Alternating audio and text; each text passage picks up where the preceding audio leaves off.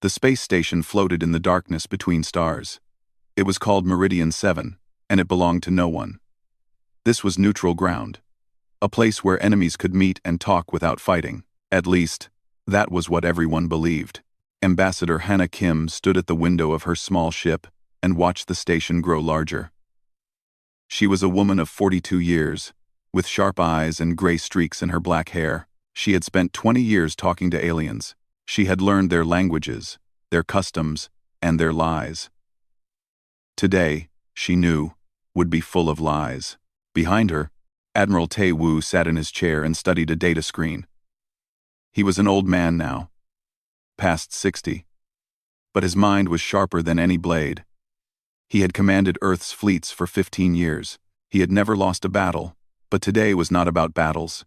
Today was about words. They have 400 ships around the station, Tae Woo said quietly. Heavy warships. They want us to see them. Hannah did not turn from the window. They want us to be afraid. Are you afraid? She smiled, but there was no warmth in it. I stopped being afraid of aliens 10 years ago. Now I am just tired of their games. Their ship docked with the station. Hannah walked through the metal corridors with Tae Woo at her side and 6 guards behind them. The guards wore simple gray uniforms. They carried no visible weapons. This was a peace talk, after all. The meeting room was enormous. It was built to make visitors feel small. The ceiling rose 50 meters high, covered with lights that looked like stars. At the center of the room was a long table made of black stone. On one side sat the humans. On the other side sat the galaxy. Hannah counted 12 different species at the table. Some had scales. Some had fur. Some had no eyes at all. They represented the Galactic Coalition, an alliance of the oldest and most powerful civilizations in known space. They had ruled for 10,000 years. Humans had been in space for only 200. At the head of the alien side sat High Arbiter Voss. He was tall and thin, with blue skin and 4 arms. His eyes were pure white, and they looked at Hannah like she was an insect. You came, Voss said. His voice was smooth and cold. We were not sure you would have the courage. Hannah sat down slowly. We received your invitation. It would be rude to refuse. Invitation. Voss made a sound that might have been a laugh. Is that what you call it? We summoned you, little human. There is a difference. Tae Woo's face showed nothing. Hannah kept her voice calm. Then let us hear why we have been summoned. Voss waved one of his 4 hands. A hologram appeared above the table. It showed a map of the galaxy, with human space marked in green. The green area was small, but it had grown quickly in the past century. 200 years ago, your species could not leave your own planet, Voss said. Now you have 300 colonies. You build ships faster than any species we have seen. You breed like insects. You spread like a disease. We call it progress, Hannah said. We call it a threat. Voss leaned forward. The coalition has watched humanity for a long time. We have decided that you must be controlled before you become dangerous. A heavy silence fell over the room. Hannah felt Tae Woo shift slightly beside her. She kept her eyes on Voss. Controlled, she repeated. What does that mean? Voss smiled. It was not a pleasant smile. You will surrender 60% of your colonies to coalition oversight. You will reduce your military fleet to 100 ships. You will accept advisors from elder species who will guide your development. And you will pay tribute to the coalition every year. Hannah did not blink. And if we refuse? You cannot refuse. Voss gestured toward the window. Outside, the coalition warships hung in space like a wall of metal. We have positioned a fleet of 10,000 ships at your border. They are waiting for my order. If you do not accept our terms, they will burn your worlds to ash. One of the other aliens spoke up. His name was Commander Reth, and he led the military forces of the Korath Empire. He was covered in thick scales, and his voice rumbled like thunder. We do not wish to destroy you, Reth said, but we will if we must. It is better that you submit now and save your people. Hannah looked at each alien face around the table. She saw arrogance. She saw contempt. She saw creatures who believed they had already won. "I need to consult with my government," she said. "These terms require discussion." Voss waved a hand dismissively. "We will give you 1 day. Return tomorrow with your answer. But know this, human. There is only one answer we will accept." Hana stood.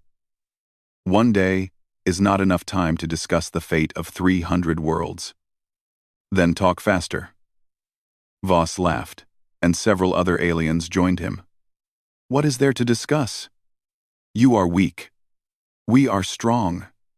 This is how the galaxy works." Hana turned to leave. Taewoo rose with her, his face still showing nothing. Their guards fell in behind them. As they walked toward the door, another alien spoke. Her name was Envoy Pella, and she served as a diplomat for one of the smaller coalition species. She had watched the entire meeting in silence. Now she leaned forward and studied the humans with curious eyes. "Ambassador Kim," Pella called out, "do you have nothing else to say? No protests? No anger?" Hana stopped at the door. She turned and looked at Pella.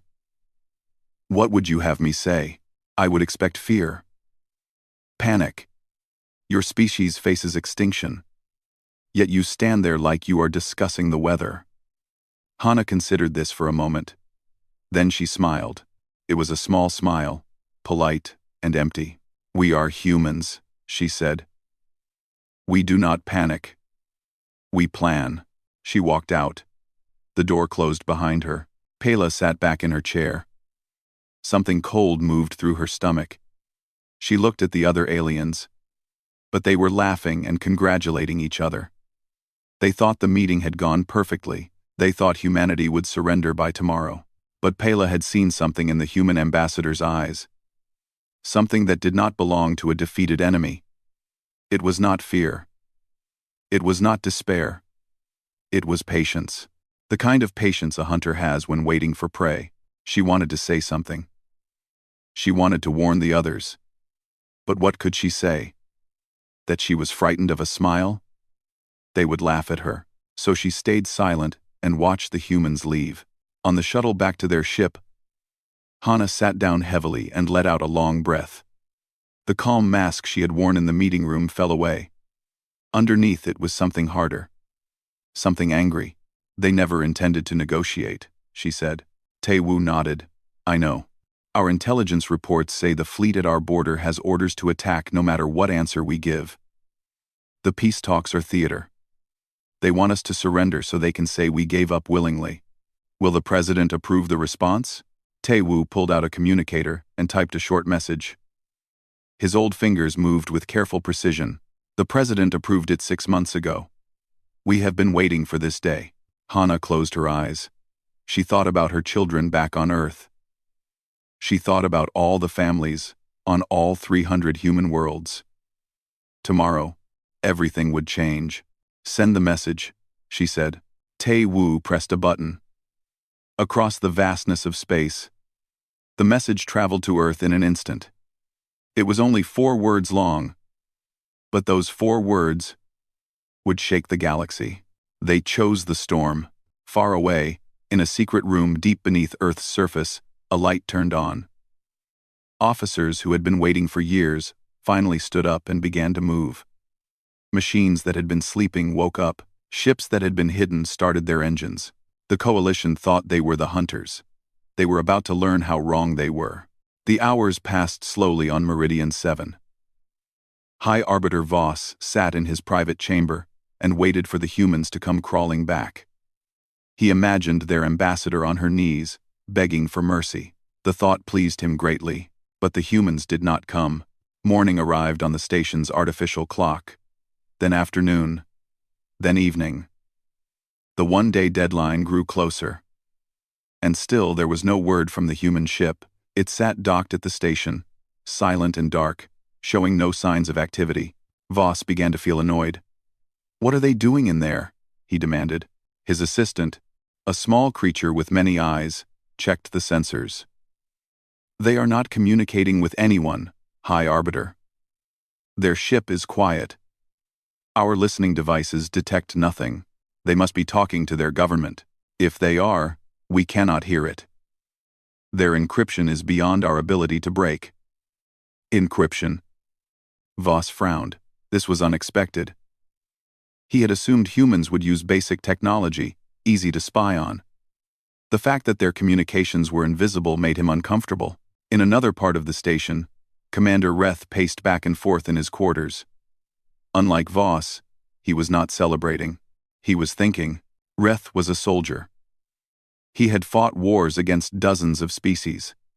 He knew what fear looked like. He had seen it in the eyes of enemies just before they died. It was universal among all creatures. A widening of the eyes, a tremble in the voice, a desperate need to escape. The humans had shown none of this. He pulled up his data screen and began reading everything he could find about Earth's history. What he found disturbed him deeply. Humans had spent most of their existence fighting each other. They had developed weapons that could destroy entire cities. They had survived plagues that killed half their population. They had lived through ice ages, world wars, and nuclear threats. Every time they faced extinction, they did not give up. They adapted. They grew stronger. One passage caught his attention. It described something called the Cold War, a time when two human nations pointed thousands of nuclear weapons at each other for 50 years. Neither side fired. They simply waited, each ready to destroy the other completely. Reth read this 3 times. The idea was insane. What kind of species could live like that? What kind of mind could function under such constant threat? He thought about the human ambassador's calm face, her patient smile. Suddenly, the silence from their ship felt less like weakness and more like something else entirely. He went to find Envoy Pela. Pela was in the station's observation deck, staring out at the stars. She had not slept since the meeting. The same thought kept circling in her mind. Something was wrong. Something was very, very wrong. You feel it too, Reth said as he approached her. She did not look at him. The humans are not afraid. No, they are not. Why would they not be afraid? We have 10,000 ships ready to destroy them. We have them surrounded. There is no escape.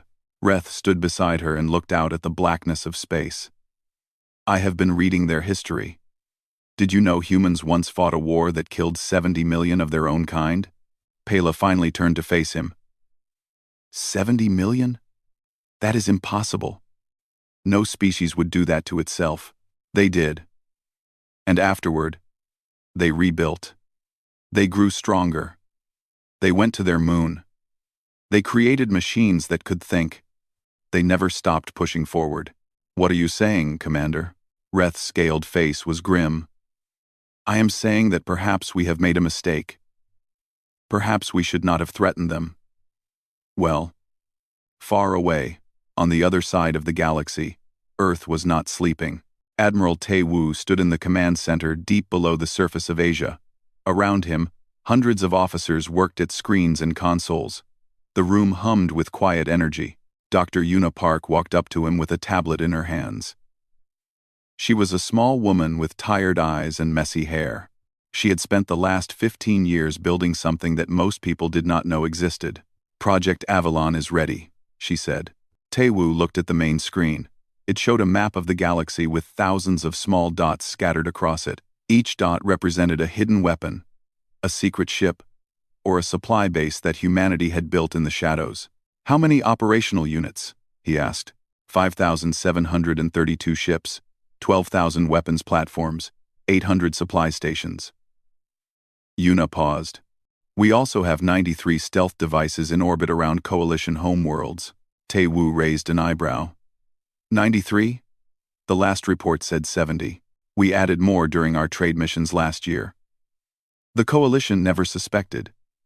They think we are simple merchants. A small smile crossed her face. They think we are children. Let them think that a little longer. A young officer approached them. His name was Lieutenant Dae-ho, and he was one of the brightest tactical minds in the fleet.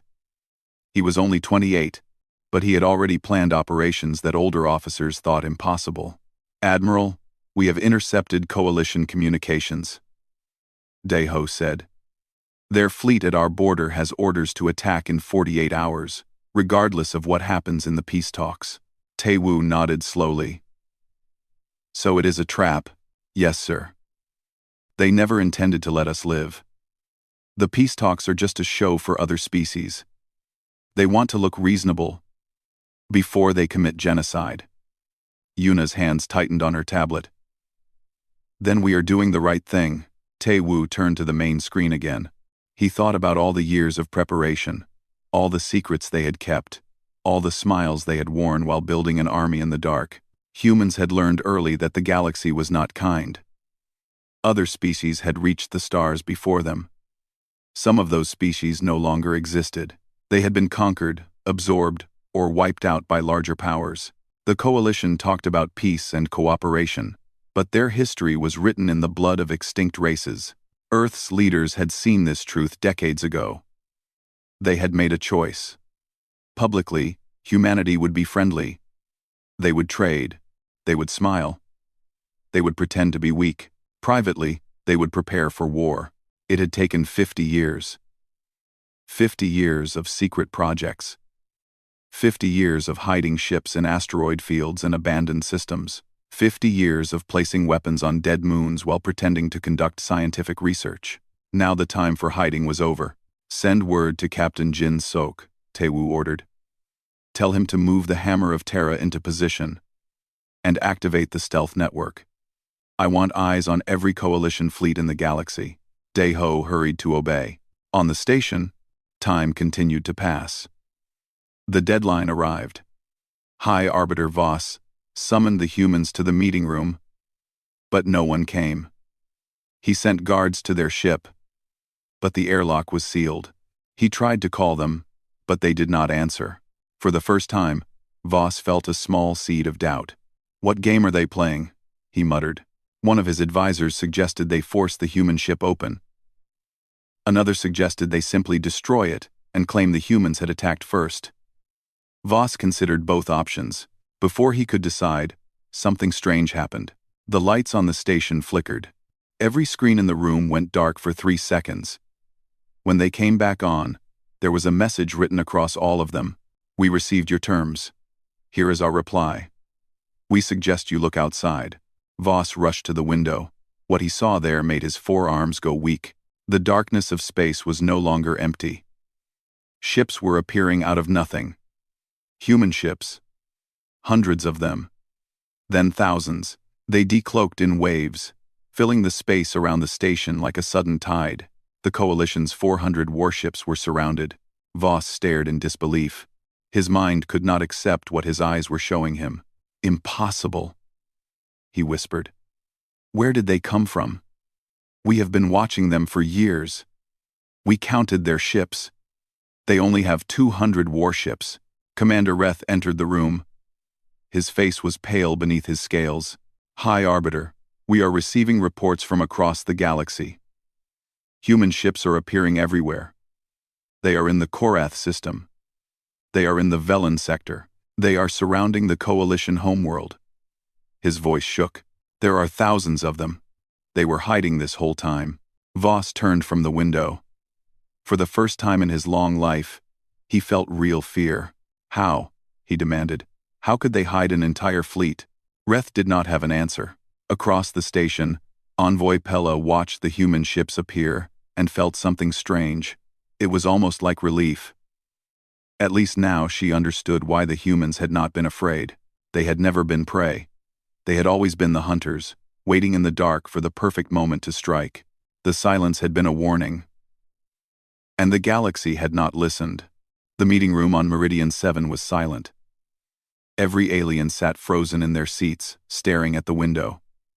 Outside, human warships hung in the darkness like wolves surrounding a wounded animal. The coalition's proud fleet, 400 strong, looked very small now. Ambassador Hannah Kim walked through the door. She was alone this time. No guards. No Admiral Taewoo. Just a single human woman in a simple gray suit. She walked to the center of the room and stood before the black stone table. Her face was calm. Her voice was soft. but every alien in the room felt something cold crawling up their spine. "You gave us 1 day," Hana said. "We only needed an hour." High Arbiter Voss tried to speak, but his voice came out weak. This is impossible. You cannot have this many ships. Our intelligence reports. Your intelligence reports told you what we wanted you to see." Hana clasped her hands behind her back. "Humanity has been lying to the galaxy for 50 years. We smiled. We traded. We pretended to be simple children taking our first steps into space. And you believed us." Voss gripped the edge of the table. His forearms were shaking. "Why? Why would you do this?" "Because we studied you." Hana's eyes moved across the room, looking at each alien face. "We studied all of you. We learned your history. Do you know what we found?" No one answered. "We found graves," Hana continued. "Species that no longer exist. The Keth, absorbed by the Coalition 3,000 years ago. The Vorn, destroyed because they refused to submit. The Melon, declared dangerous and wiped out before they could develop proper defenses." She paused. 17 species in the last 10,000 years. 17 civilizations that disappeared because the Coalition decided they were threats. Envoy Pella spoke up, her voice barely above a whisper. "Those were different situations. Those species were aggressive. They were dangerous. Were they?" Hana turned to face her. "Or did you simply decide they might become dangerous someday? Is that not what you are doing to us right now?" Pela had no answer. Hana continued walking around the table. "We knew from the beginning that peaceful expansion would not save us. The galaxy does not reward kindness. It rewards strength. So we built our strength in secret. This is an act of war," Voss said, finding his voice again. "You will not win. The Coalition has resources beyond your imagination. We will crush you." "Will you?" Hana stopped walking. "Let me tell you what is happening right now, High Arbiter." She touched a device on her wrist. A hologram appeared above the table, showing a map of the galaxy. "Your fleet of 10,000 ships at our border is currently surrounded by 4,000 human warships. They appeared 30 minutes ago. Your admirals are very confused. Red dots appeared on the map, marking Coalition positions. Blue dots appeared around them, showing human forces. The Coalition homeworld has 93 weapon platforms in orbit. We placed them there over the last 15 years, hidden inside communication satellites and research stations. Each platform carries enough firepower to glass a continent." Voss made a choking sound. "Every major shipyard in Coalition space has human mines attached to its reactors. We planted them during trade missions. Your inspectors never found them because we built them to look exactly like your own components." The room was completely silent now. Not even breathing could be heard. "And there is one more thing." Hana's voice grew even softer. "We intercepted your orders, High Arbiter. We know about the command you gave to your fleet. Attack in 48 hours, regardless of our response. The peace talks were always a lie." Voss stood up suddenly. "Guards, arrest this human." Nothing happened. The guards at the door did not move. Hana smiled. "They cannot hear you. We disabled the station's internal communications 5 minutes ago. This room is sealed. No help is coming." Commander Reth rose from his seat. His scaled hand moved toward his weapon. "Then I will kill you myself. You could try." Hana did not flinch. "But my death would not save you. Our fleet has orders. If anything happens to me, they fire. If they do not receive a signal from me every 10 minutes, they fire. If anyone attempts to leave this station without authorization, they fire."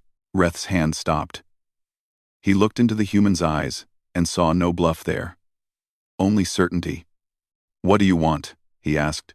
"I want you to understand your situation." Hana turned back to the whole room. "You came here to threaten us. To make us kneel. You thought we would surrender. Because we had no choice, but we always had a choice. We chose to let you think you were winning." She walked to the window and looked out at the ships. "Humanity does not want war. We never wanted war.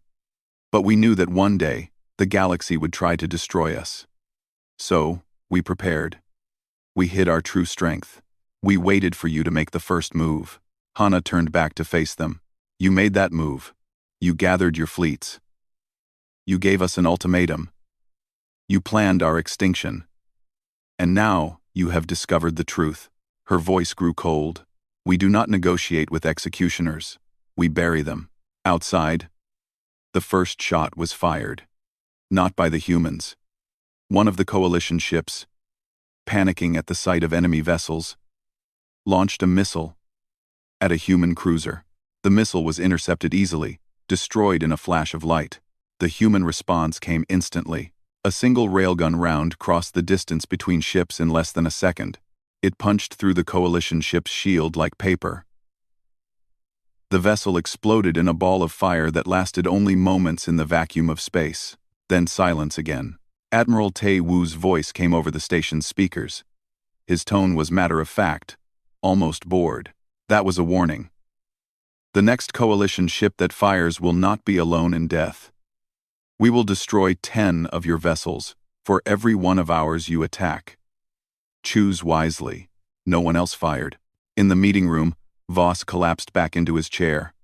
His white eyes were wide with shock. Everything he believed about the universe had just been shattered. You planned this, he said. You planned all of this. The meeting. The deadline. You were never going to surrender. No, Hana agreed. We were never going to surrender. Then why come at all? Why not simply attack? Hana considered the question for a moment. Because we wanted you to see. We wanted you to understand. Every species in this room needs to know what humanity is capable of. We are not your victims. We are not your servants. We are your equals, whether you accept it or not. Envoy Pela stood up slowly. Her legs were unsteady, but her voice was clear. What happens now, Ambassador? Will you destroy us all? Hana looked at her. For the first time, something like warmth entered her eyes. That depends on you, Envoy. We have the power to end this. Right now, today, we could destroy the coalition fleet. We could activate the weapons around your homeworlds. We could turn this station into ash and scatter it across the stars. She paused. But we do not want to. Humanity did not build this arsenal because we love war. We built it because we love survival. There is a difference. Pela stepped closer. Then what do you want from us? I want you to go back to your governments. I want you to tell them what you saw here today. And I want you to deliver a message. Hana walked to the center of the room and looked at each alien one by one. Humanity offers true peace. Not submission. Not dominion. Real peace. Between equals. We will lower our weapons when you lower yours. We will trade. We will cooperate. We will build something better than what exists now. Her voice hardened. But if you refuse, if you continue to threaten us, if you try to destroy us again, then we will respond. And next time, there will be no warning, no negotiation, only fire. The message was clear. The choice was simple. Peace or annihilation. Admiral Tae Woo's voice came over the speakers again. Coalition fleet commanders, you have 15 minutes to power down your weapons and surrender. Anyone who complies will be treated with respect and released to their home systems. Anyone who does not. He did not need to finish the sentence. One by one, the coalition ships began to power down. Their weapons went dark. Their engines stopped. They drifted in space like sleeping animals, waiting to see if they would live or die. The Battle of Meridian 7 had ended before it truly began. But across the galaxy, the war was just starting. The news spread across the galaxy like a wave of fire. Human ships had appeared from nowhere. The peace talks had collapsed. The coalition's mighty armada was surrounded and helpless. Some species surrendered immediately. They sent messages to Earth, begging for mercy, promising to never threaten humanity again. 3 coalition members broke away from the alliance within the first day, declaring neutrality and hoping the humans would leave them alone. But others refused to believe. Admiral Knox commanded the 10,000 ships waiting at Earth's border. He was old and proud, a veteran of dozens of conquests. When he received word of what happened at Meridian 7, he laughed. "Tricks," he said to his officers. "The humans are playing tricks. They cannot have hidden thousands of ships. Our spies would have found them." "Sir," one of his officers said nervously, "we are receiving reports of human vessels in our rear. They appeared out of nothing." "How many?" "Initial count suggests 4,000, sir." Knox stopped laughing. He moved to the command screen and looked at the tactical display. His fleet was in perfect attack formation, ready to sweep into human space and burn everything in their path. But now there were enemy ships behind them, and more appearing every minute. "All ships, reverse formation," Knox ordered. "Prepare for battle on 2 fronts." It was already too late. The Hammer of Terra dropped out of faster-than-light travel directly above Knox's flagship. It was a massive ship, painted black, covered in weapons that the Coalition had never seen before. At its command was Captain Jin Sok, a man who had waited his entire career for this moment. "Fire," Jin Sok said simply. The railguns of the Hammer of Terra spoke. Each round traveled at a fraction of the speed of light. Each round carried enough force to crack a small moon. They punched through the flagship's shields like they were not there. Admiral Knox died before he understood what was happening. His ship broke apart in 3 pieces, spinning away into the darkness. The Coalition fleet tried to respond. 10,000 ships turned their weapons toward the human vessels and opened fire. The space between them filled with light and death. But the humans were ready. Their ships were smaller than Coalition warships, but impossibly fast. They moved in patterns that alien computers could not predict. They dodged missiles that should have been unavoidable. They struck weak points that should have been hidden. Lieutenant Daeho sat in the tactical center of the Hammer of Terra, watching data flow across his screens. He saw the battle not as chaos, but as a puzzle with thousands of pieces. And he knew exactly where each piece should go. Squadron 7, break left at Mark 4. Squadron 12, dive 30 degrees, and target the carrier's engines. Heavy Group Alpha, I need suppressing fire on Grid 9. His orders flew across the fleet. Human captains trusted him completely. They followed his commands without question because every command made sense. Every move led to victory. The Coalition fleet began to fall apart. Ships exploded. Formations crumbled. Captains who had never lost a battle suddenly found themselves outmaneuvered by an enemy they had dismissed as children. In 1 hour, 2,000 Coalition ships were destroyed or disabled. In 2 hours, another 3,000. By the end of the day, Admiral Knox's proud fleet of 10,000 had been reduced to scattered survivors fleeing for their lives. The humans did not chase them.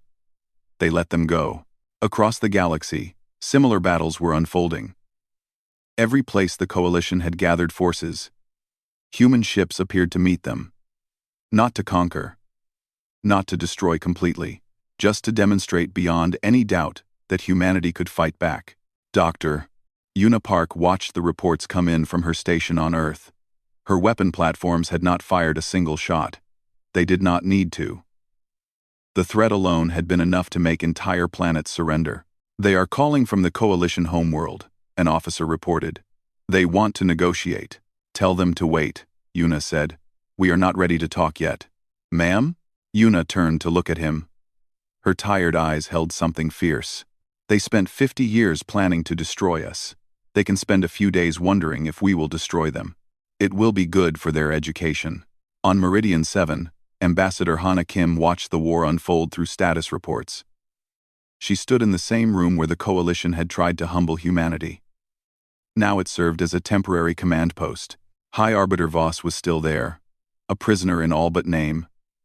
He sat in the corner, his forearms hanging limp, his white eyes empty. Everything he had built was crumbling. "Why?" he asked finally. "Why did you not simply destroy us when you had the chance?" Hana looked at him. "Because that is not who we are. You have the power. You could end the Coalition forever." "And become what? Another empire built on corpses?" Hana shook her head. "Humanity has tried that path before. We learned that empires built on fear do not last. They grow sick from the inside. Eventually, they fall. Then what do you want?" Commander Reth entered the room before Hana could answer. He was no longer a prisoner. He had surrendered his fleet voluntarily after seeing the Battle of Meridian unfold. Now he walked freely, though watched by human guards. "I would like to know that as well," Reth said. His voice was tired but respectful. "You have won, Ambassador. The coalition is broken. What will humanity do with its victory?" Hana considered the question. Outside the window, human ships maintained their positions. Patient, waiting. "We will offer peace," she said. "Real peace. Not the kind the coalition offered us. With one side kneeling and the other standing above them. Peace between equals." Reth made a sound that might have been a laugh. "You think the galaxy can accept that? For 10,000 years, the strong have ruled the weak. That is the only law of space. Then perhaps it is time for a new law." Envoy Pella arrived, escorted by 2 human officers. She had spent the last day communicating with her home government, trying to prevent them from making foolish decisions. She looked exhausted, but hopeful. "My people have agreed to your terms," she told Hana. "We will withdraw from the coalition and sign a separate peace with Earth." "Thank you, Envoy. I am not doing this out of fear." Pela hesitated. "Well, not only out of fear. I watched you at the first meeting. I watched you again during the battle. Your people could have killed millions. Instead, you disabled ships and accepted surrenders. You fought with mercy." Hana smiled slightly. "We try." "Why? It would be easier to simply destroy your enemies." Hana walked to the window and looked out at the stars. "Because enemies can become friends. The dead cannot." She turned back to face Pela. "Humanity was nearly destroyed before we reached the stars. By disease. By war. By our own foolishness. We survived because we learned that survival alone is not enough. We must also build. We must create something worth surviving for." Pela was silent for a long moment. Then she nodded slowly. "I think I am beginning to understand you, Ambassador. You are not fighting to win. You are fighting to make winning unnecessary." "Exactly." Captain Jin Sok's voice came over the communication system. "Ambassador, we have a situation. 5 coalition species have sent representatives. They want to discuss terms of surrender." Hana straightened her suit. "Tell them I will be there shortly." She looked at Voss, still sitting broken in his chair. Then at Wreath, standing tall despite his defeat. Then at Pela, the first ally humanity had found in the stars. "The galaxy is changing," Hana said. "It can change with blood and fire, or it can change with words and agreements. I know which one I prefer." She walked out of the room, ready to build something new from the ashes of the old. Behind her, Reth turned to Voss. "She could have killed us all." "I know," Voss whispered. "She chose not to." "I know." Reth looked out the window at the human ships, still maintaining their perfect formation. "That is what frightens me most." 3 months had passed since the day the galaxy changed forever. The coalition was broken. 7 of its 12 member species had signed peace treaties with Earth. They had accepted humanity as equals, opened trade routes, and begun the slow process of building trust across the stars. 5 species still resisted. They called themselves the Remnant, and they refused to accept that the old order had ended. They gathered their remaining ships in the far corners of the galaxy and plotted revenge. But for now, there was peace. Admiral Tae Woo stood in a garden on Earth, watching the sunset paint the sky in shades of orange and red. He was tired. 3 months of constant diplomacy and military coordination had drained him in ways that battles never could. But he was also satisfied. A guard approached and spoke quietly. "Sir, the prisoner is ready to see you." Tae Woo nodded and walked toward the detention center. It was not a harsh place. The cells were comfortable, with windows and proper beds. Humanity had decided that even enemies deserved dignity. Commander Reth was waiting for him. The scaled warrior sat on his bed, looking out at the sunset through his window. He did not turn when Tae Woo entered. "Beautiful," Reth said. "Your star is smaller than ours, but it paints more colors on the sky." Tae Woo sat down in a chair across from him. I have always loved sunsets. They remind me that endings can be beautiful. I'm all. Is that why you are here?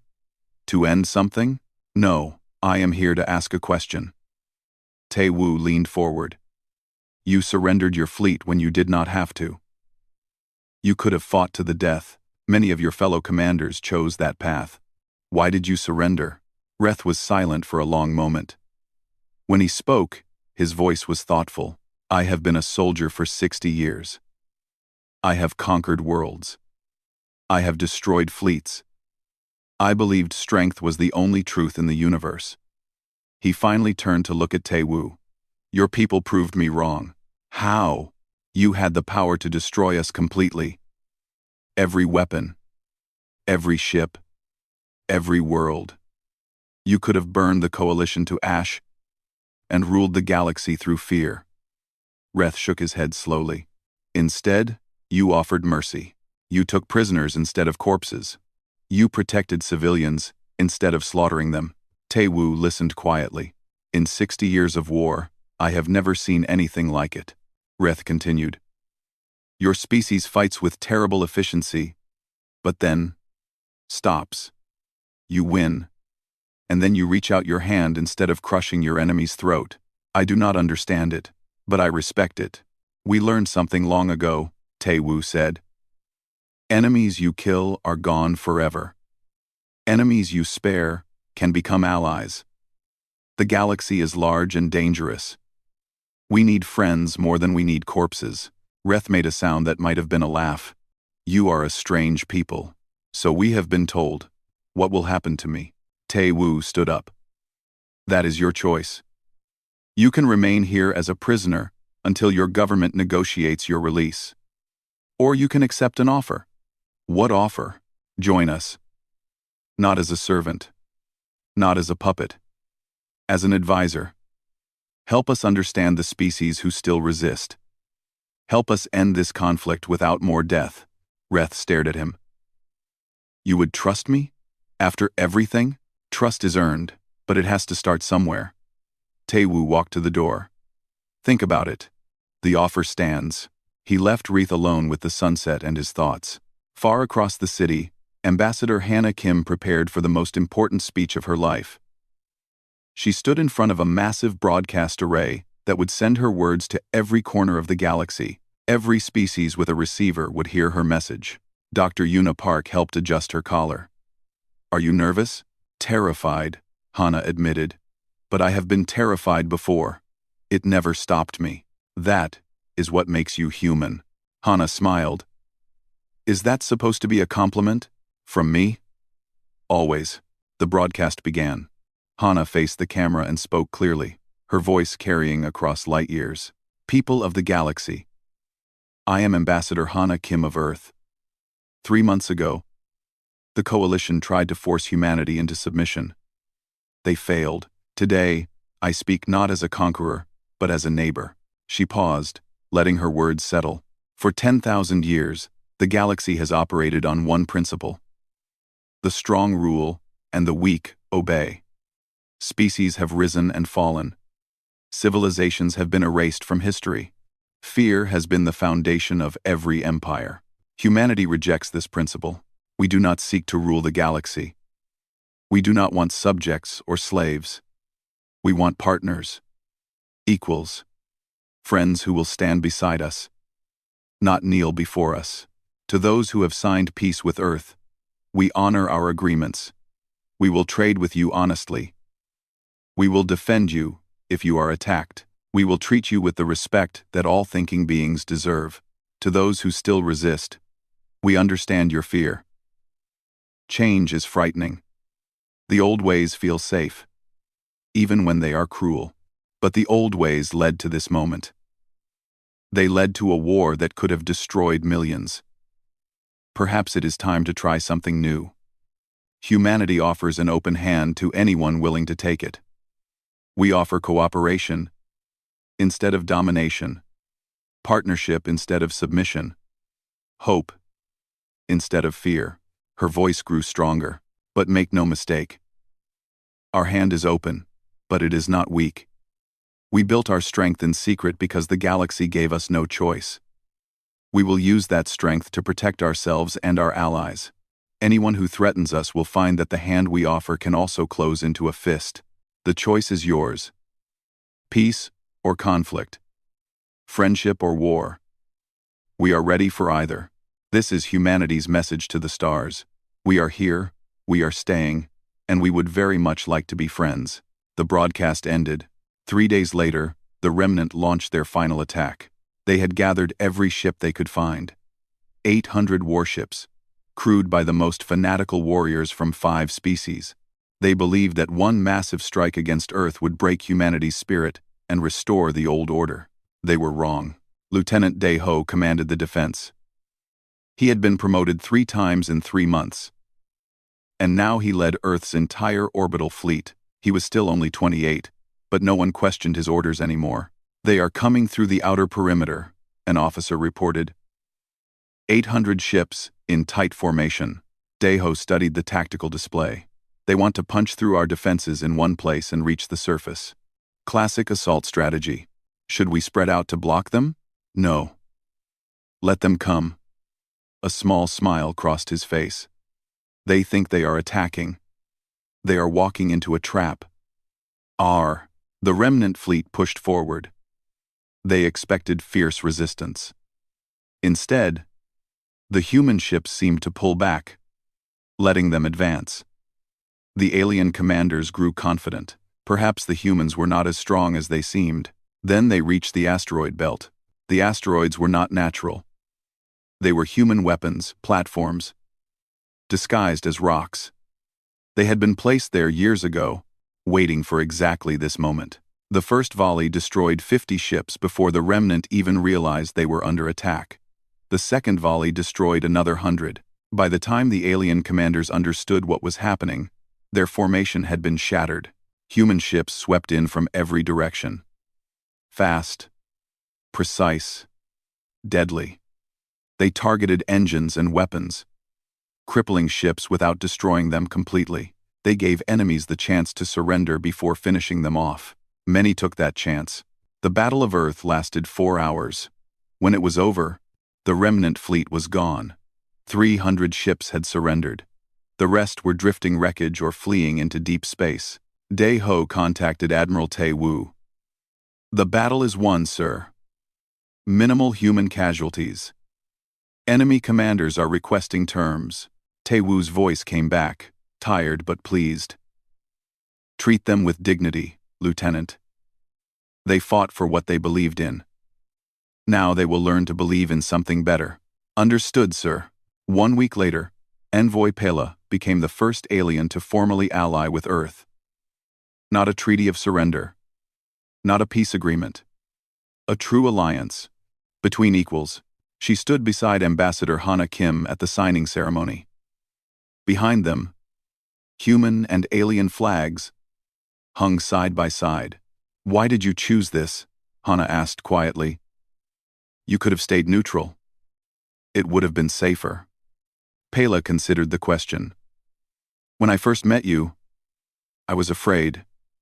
I thought humans were monsters, hiding behind smiles. I thought your kindness was a mask for cruelty. And now? Now I think you are something I have never seen before. A species that could rule through fear, but chooses not to. A people who build instead of destroy. Pela looked at the assembled crowd, humans and aliens together. I want to be part of what you are building. Even if I do not fully understand it yet, Hana smiled. You will. We are still learning too. The ceremony ended. The alliance was sealed. In the garden where Tae-woo had watched the sunset, Captain Jin-sok stood alone. He was looking at a star map that showed human territory, alien territories, and the vast, unexplored spaces beyond. Dr. Yuna Park found him there. What are you thinking about? The future, Jin-sok said. We spent 50 years preparing for war. Now we need to prepare for peace. I am not sure which is harder. Yuna stood beside him and looked at the map. We will figure it out. We always do. You sound confident.